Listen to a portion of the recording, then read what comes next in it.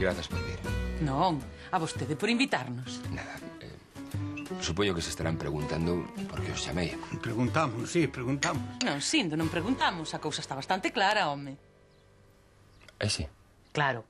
Vostede soubo que me vou presentar ás eleccións e quere saber o que penso sobre o tema do peto das ánimas. Sí, onte souben o da súa candidatura, Lidia. Pois non se preocupe. En canto sexa alcaldesa, volvo poñer o peto das ánimas no seu sitio. Moi ben, alégrome moito de escutar iso, Lidia, pero o tema do peto non é o que máis me interesa. Ai, pero se quere que falemos do meu programa, non se preocupe. Eu falolle do que queira. Aínda non o teño totalmente rematado. Verá, Lidia, as miñas dúbidas son, digamos, algo máis persoais. Persoais? Como, por exemplo, que tal vai o seu matrimonio? Vostede non tiña que ir dicirme xa agora a Tapeirán? Calao, Sindo, camisa de Tapeirán e os xoves.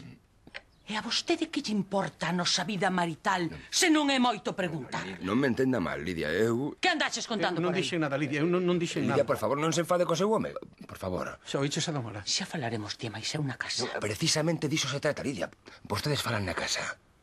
E logo que pensa? Que nos comunicamos por morse? Eu refírome a se se contan os seus problemas, as súas ansias, os seus sentimentos, en definitiva, se son sinceros un co outro. E a vostede que lle importa a nosa vida persoal? Non lle chega o que lle conto na confesión que agora quere sabelo todo? Lidia, tranquila, por favor, escoite. Non escoito nada. Marchamos. No, Lidia, por favor, Desde logo, don Horacio, non esperaba eu isto de vostede, un lareta. Ten que perdoar, Don Horacio. Sindo, eu quero axudarlle, pero se vostede non pon nada a súa parte. Sindo, vestío vou-te buscar eu. Ben, adeus, Don Horacio.